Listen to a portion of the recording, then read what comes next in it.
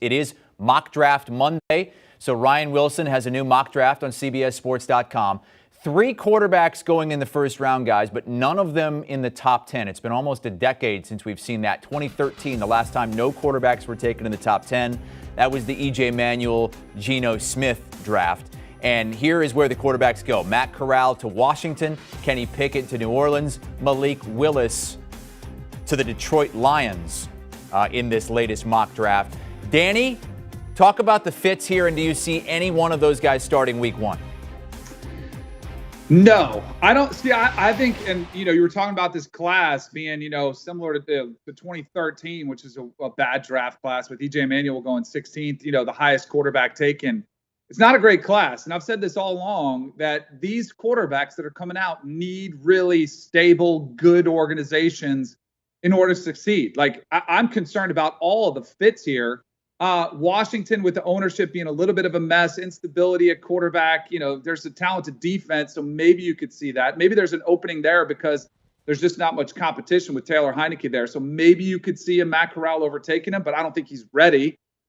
Kenny Pickett to the Saints, another one. You got a new coach in Dennis Allen and Pete Carmichael where they're trying to kind of keep the band together, but the roster's not great. There's really bad salary cap restrictions. I would say out of all these, Malik Willis going to play in a system where Dan Campbell's trying to build a tough physical, team, and I don't think they're in love with Jared Goff. I could see him building an offense around a guy like Malik Willis, a young, talented kid, similar to what they did in Baltimore with Lamar Jackson or what they tried to do this past season with Jalen Hurts in Philadelphia, where you try to build an offense around somebody, just a very unique style of play, and kind of go all in on him. I know he had a great week at the Senior Bowl. But out of all these situations, I don't love it for any of them. If you said which one do you think might be able to work, I would think maybe the Lions, because they'd be more willing to build a physical run-based attack around Malik Willis. I feel the exact opposite here. I think Malik Willis is the type of quarterback that needs some time, needs some development, or needs a special scenario that's going to be very drastically different than what we're seeing with Jared Goff. And I think if you look at Jared Goff last year, anyone can say what they want about him, but he did a lot with very little working around him. In fact, he outplayed Matthew Stafford, I should say, throughout the last 5 games of the regular season, heading into the playoffs, where Stafford started to struggle a bit. So the reality is, Goff is probably one quarterback in this scenario that, to me, gives him the best chance at least to compete and win as a starting quarterback. The rest kind of tends to be a question mark. I mean, obviously, Taysom Hill is there with the New Orleans Saints. We know he's under contract. You would think he'd have an edge where Kenny Pickett wouldn't necessarily, be able to come and jump in right away week 1. But Matt Corral's probably the quarterback for the Washington Commanders that I would imagine would start week 1 because, they know what they have in Taylor Heineke. If you're drafting him at 11 overall, you're planning for this guy to come in and be your starter day 1.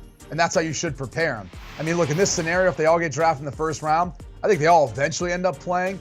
But the truth is, Matt Corral would be the guy starting first, I think, playing early enough. And then, then Kenny Pickett, and then eventually Malik Willis. But let's not forget, too, this would be the second pick the Detroit Lions had. So they would obviously be passing up on a quarterback with their first pick. Understandable given this year's quarterback class.